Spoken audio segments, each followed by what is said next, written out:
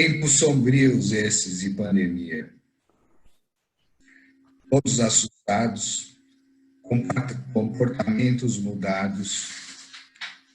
Mas o que eu quero colocar aqui para vocês é uma visão talvez um pouco a visão de quem, como você diz, ficou tantos anos na pesquisa clínica, como é o meu caso.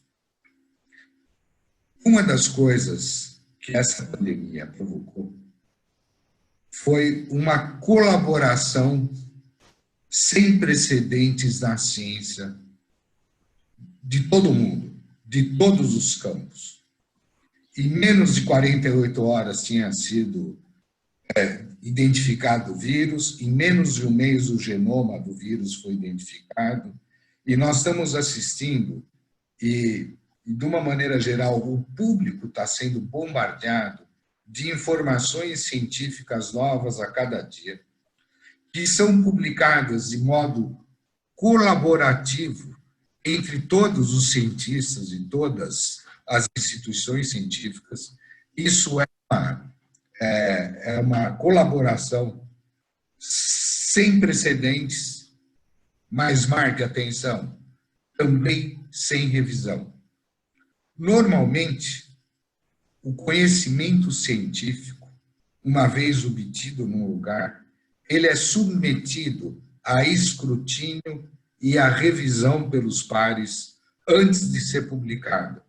E esse conhecimento adquirido é considerado conhecimento quando finalmente ele é publicado. O que está acontecendo agora é que nós temos inúmeras publicações sem revisões, de pesquisas que são bem conduzidas e de pesquisas que são mal conduzidas, de conclusões que são assertivas e de conclusões que são, depois de uma primeira olhada, mal deduzidas. E esse enorme maremoto de dados e de pesquisas tem extrapolado para o mundo leigo. E, de repente, nós vemos políticos discutindo, artistas de televisão discutindo o tratamento. Como se eles estivessem discutindo o jogo de futebol, quer dizer, um público que não está acostumado com as lides e as idas e vindas da ciência, tendo que lidar com esse mar de informações. Só para te dar um exemplo da polêmica da cloroquina, que virou hit político no Brasil, né? Hoje o governo da Suécia aboliu o uso de cloroquina no tratamento do Covid, porque chegou à conclusão que os efeitos colaterais eram maiores do que os possíveis eventos benéficos. Um estudo hoje no Brasil, com 83 pacientes, levado a efeito pela Secretaria de Saúde do Amazonas com cloroquina, foi interrompido pela mesma razão. Falta de efeito benéfico visível e aumento de efeitos colaterais.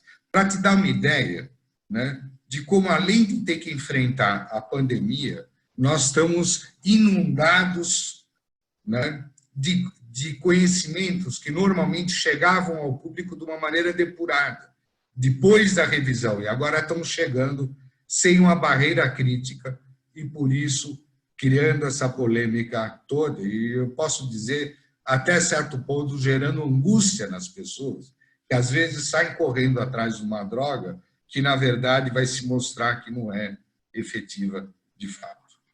Mas o que nós sabemos? Nós sabemos que essa pandemia tem uma característica única, que é o fato de que ela poupa as crianças, mas ela pune severamente os velhos. Ao contrário de outras pandemias, outras doenças infecciosas virais, onde os extremos de idade eram os vulneráveis. Eram vulneráveis as crianças pequenas e os idosos. Agora, apenas os idosos estão sendo vulneráveis. E nós não sabemos por que as crianças são protegidas. Não tenho ideia ainda muito clara de por que isso pode estar acontecendo. Bom, entre os grupos de risco estão as pessoas com doença cardiovascular, estão as pessoas com diabetes e estão as pessoas que sofrem de obesidade. E, nesse caso, na obesidade, inclusive abarcando as pessoas jovens quando elas são morbidamente obesos, quando elas têm uma obesidade severa. Em relação ao diabetes, eu posso dizer que a pandemia afeta o diabetes de 3 modos. Porque os diabéticos são mais suscetíveis a desenvolver complicações. 2, porque os diabéticos são um grupo heterogêneo de pessoas e os diabéticos que têm complicações já decorrentes do diabetes são pessoas mais suscetíveis a desenvolver doença severa. E porque a presença de Covid, como qualquer outra infecção, ela por si só é capaz de levar o diabetes ao descontrole. Então, nós temos 2 problemas. É o paciente diabético que está bem, né? Como é que a pandemia afeta ele, e o paciente diabético que adquire a doença, como a doença interfere no diabetes dele. No primeiro aspecto, nós podemos dizer que um diabético bem controlado, com a glicemia dentro do alvo terapêutico para ele, ele não tem um risco aumentado em relação a quem não tem diabetes, para além da idade que ele tem. Lembrar que diabetes tipo 2, pelo menos, é uma doença que atinge a população de faixa etária maior. Então, um diabético bem controlado de 65 anos tem o risco de desenvolver uma doença severa de alguém com 65 anos. E se ele tiver hipertensão, e a gente tem que lembrar que 87% dos pacientes com diabetes tipo 2 têm hipertensão, ele tem também o risco relacionado à hipertensão que ele carrega. E outra coisa são os dilemas que implicam no tratamento do diabetes de alguém que está acometido dessa infecção que é o Covid.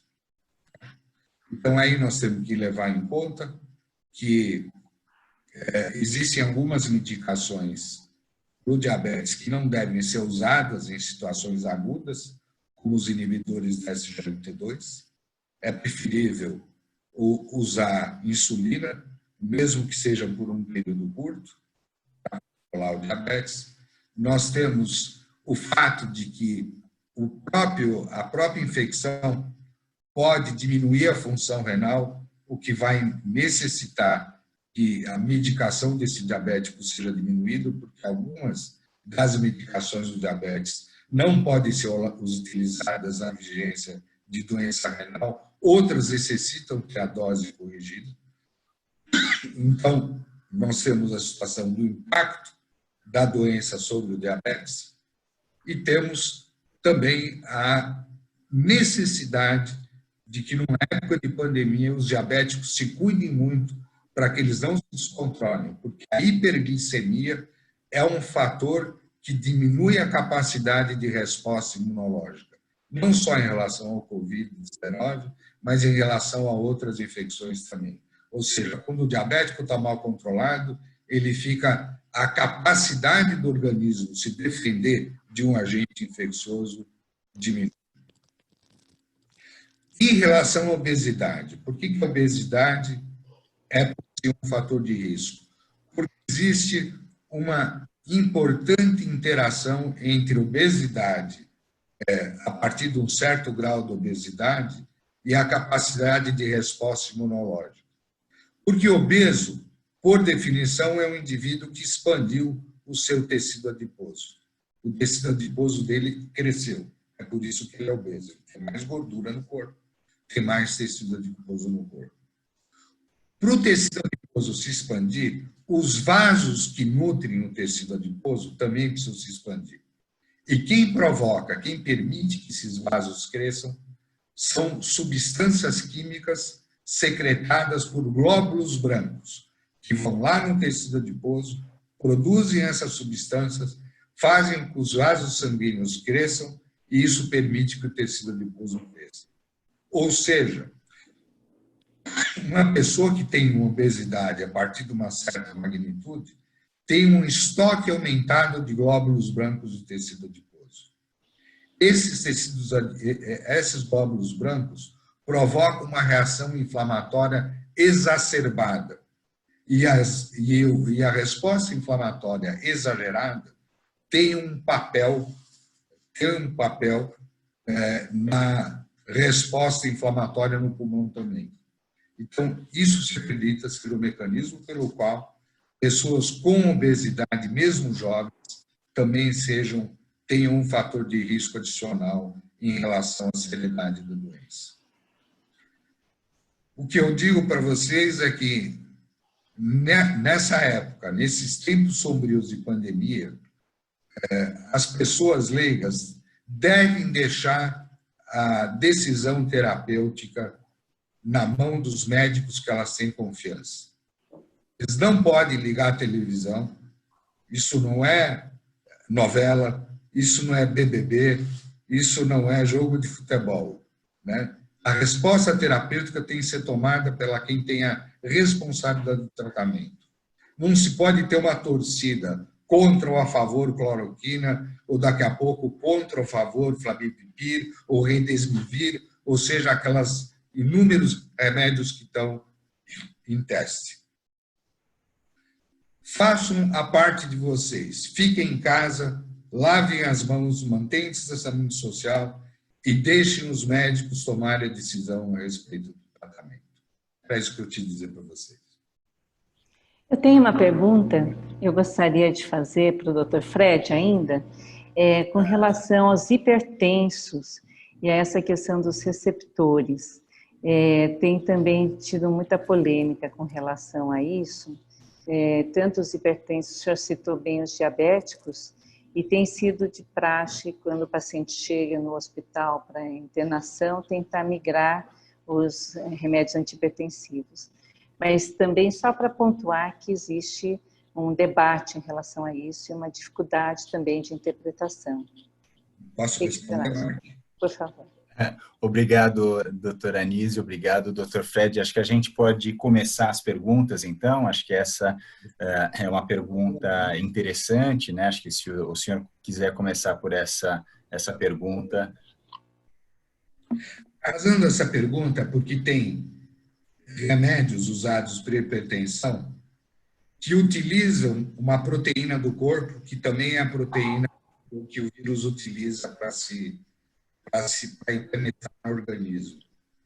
Então, remédios que poderiam eventualmente aumentar essa proteína, em termos teóricos, poderiam aumentar a facilidade do vírus penetrar. E houve uma polêmica de que se via suspender essa classe de remédios. Mas a observação é que isso não faz diferença, não se deve, por causa do Covid, suspender nem inibidores da ECA e nem os BRAS, que são as duas categorias de remédio que utilizariam essa via que influenciariam essa via de sinalização. A posição atual é que se verificou esse assunto estudado e não existe vantagem em modificar a terapia antihipertensiva do paciente, isso pode até ser pior.